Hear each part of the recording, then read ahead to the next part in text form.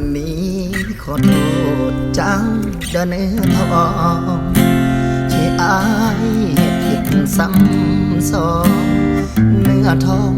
ยังให้อภัยนับแต่วันนี้จะบอกมีครั้งต่อไปบอกให้เมียละแว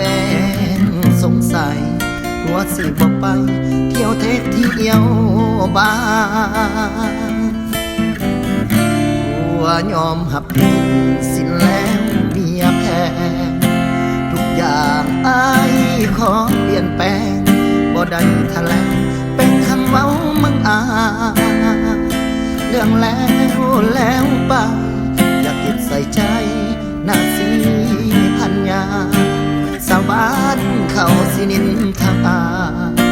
หาว่าผัวนี้นอกใจบางครั้งบางที่มีงานสุ่มแซวอายสิโทรบอกน้องแก้วถึงเวลาแล้วอายสิกลับไปบอกให้เมียของบอกให้เมียต้องน้อยใจบางครั้งเลยเวลาไปต้องขออภัยนะสิพันละยาจะขอเปลี่ยนแปลงวันนี้ต่อไปจะคอยเอาอกเอาใจใส่ตลอดเวลาเริ่มชีวิตใหม่สิบอกให้เมียในน้ำตาซื่อสัตย์ต่อภรรยาจะขอสัญญาวันนี้ต่อไป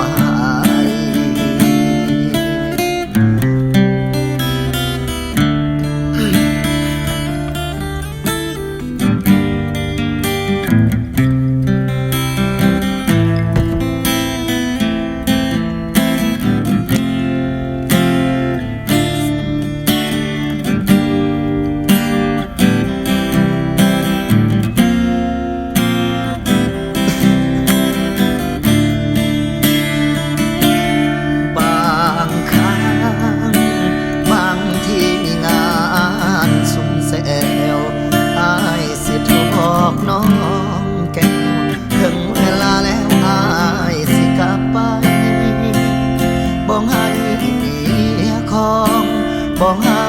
เมียต้องน้อยใจบางครั้งเลยเวลาไป